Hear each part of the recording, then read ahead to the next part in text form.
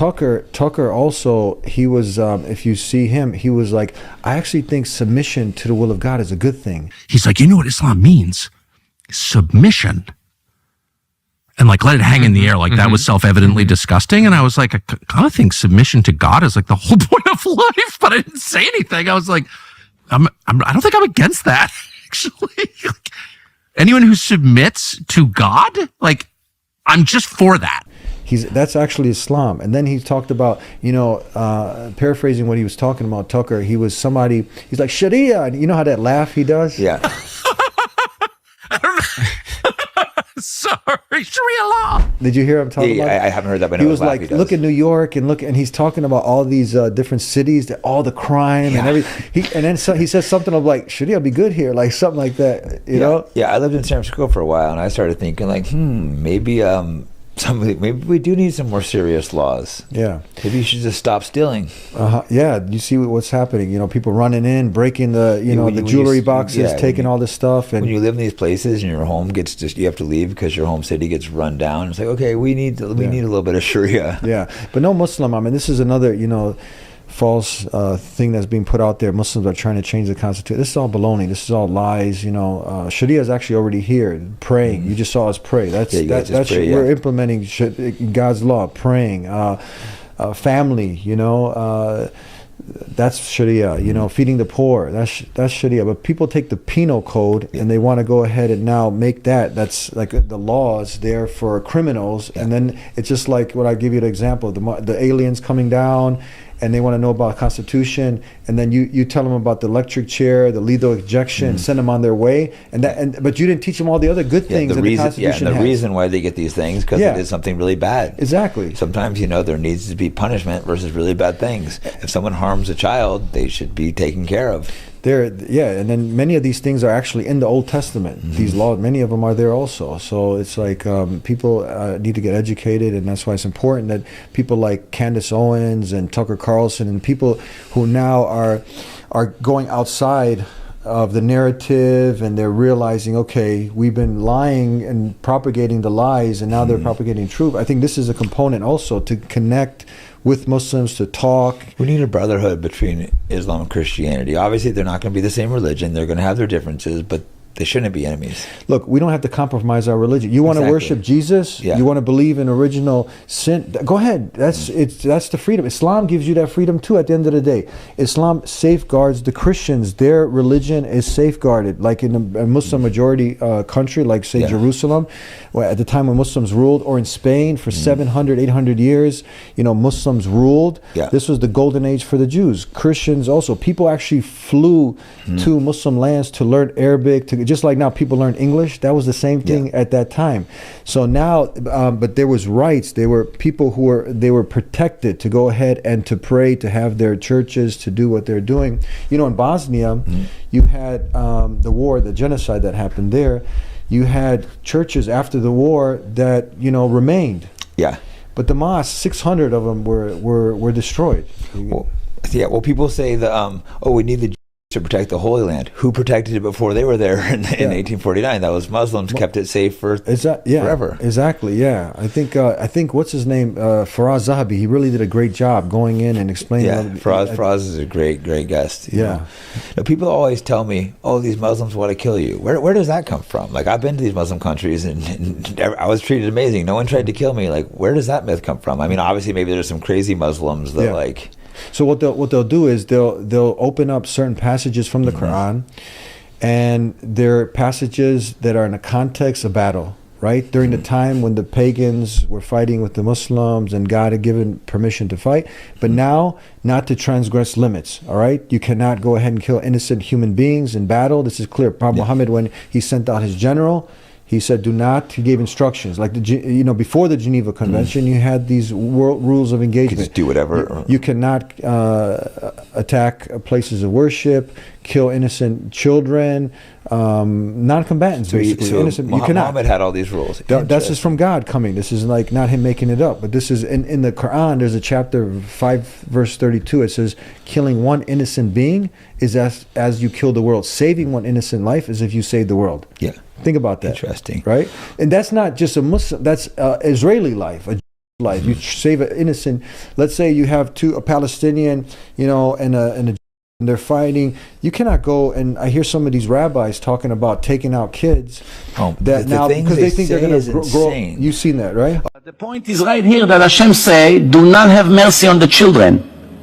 All their children also. Why? There's no difference between them and their children. In 10 years from now, these children will attack you on the way. Oh, I've seen a lot of these videos. I had a guest on the other day saying like, oh, they're not taught to hate, but there's little videos of little kids saying, death to the Palestinians, wanting full genocide, and you can't really blame the kid for that. It's the parents, the people teaching them, because they're just children getting this put in their head.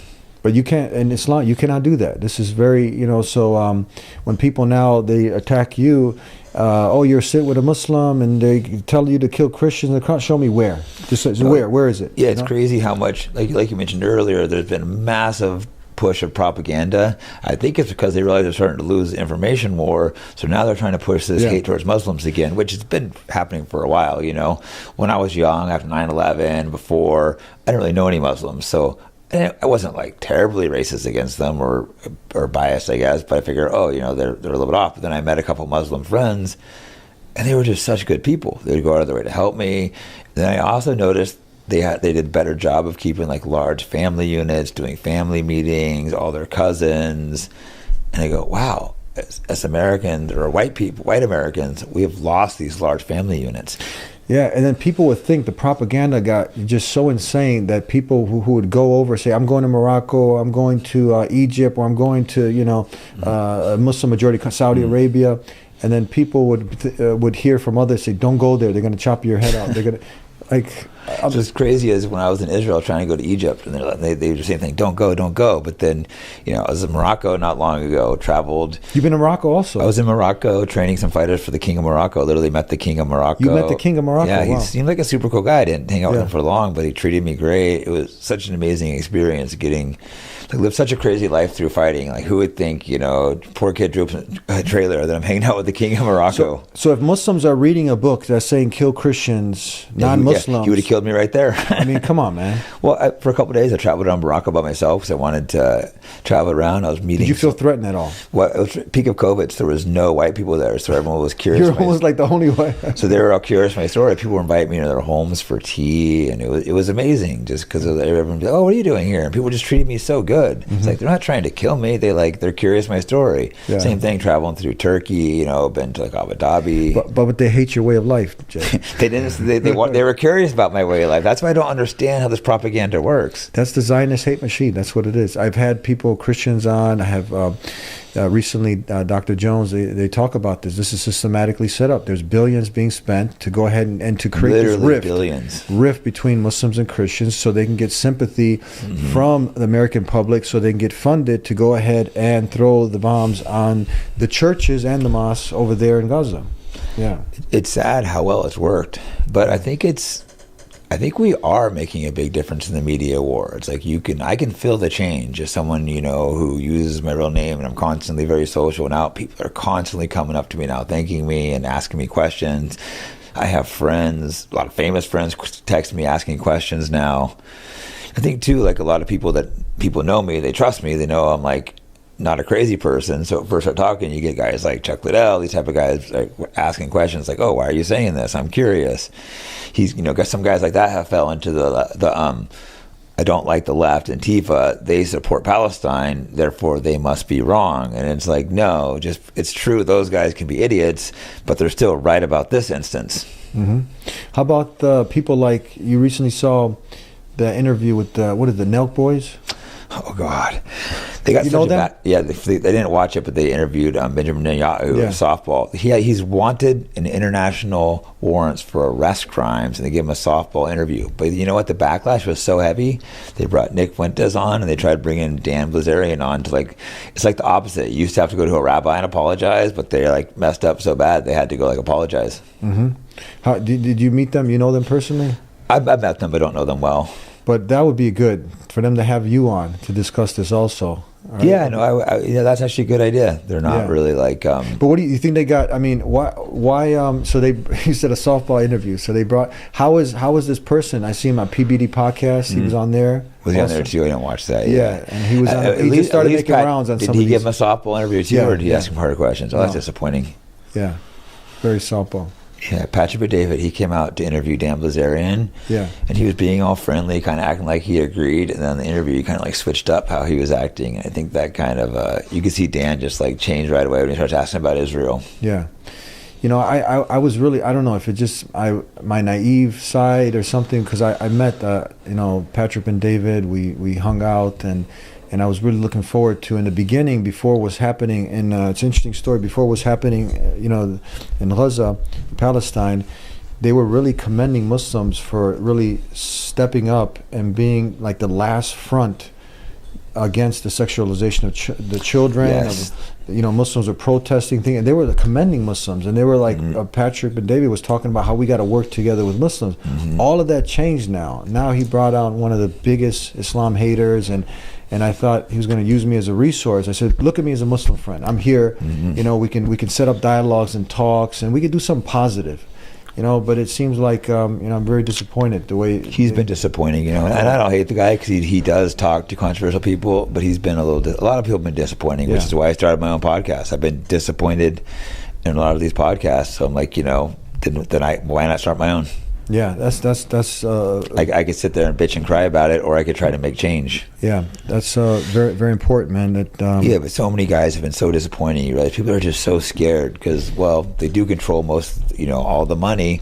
The influencers getting paid $7,000 per tweet to be pro-Israel. That's a lot of money. 10 tweets at $70,000. That's like $70,000 a month these guys are making. How is it when you talk to people, let's say some of the people that you've known, UFC fighters and others, and this topic comes up, do you feel people get into a state of cognitive dissonance? Most are waking up. Most are waking up. Originally they were all thinking I was crazy. Now most are agreeing with me. It goes through that stage, right? At first, because why? I was questioning myself at first. Am I going crazy? Because usually it's the sheep mentality. So you're the one now, the black sheep, because you're not going with the herd. So then they look at you like the odd one out. Yep. Well, a good example is, I don't share private conversations, but I think Sean Strickland's, he's tweeted out enough public stuff. Unfortunately, he's still a little anti-Muslim. I've been trying to work on that, but before he was thought I was like an idiot for my stance on Israel. Yeah. But then he starts really like, oh shit, you're right. Now I just need to get him to realize that Islam's not a problem.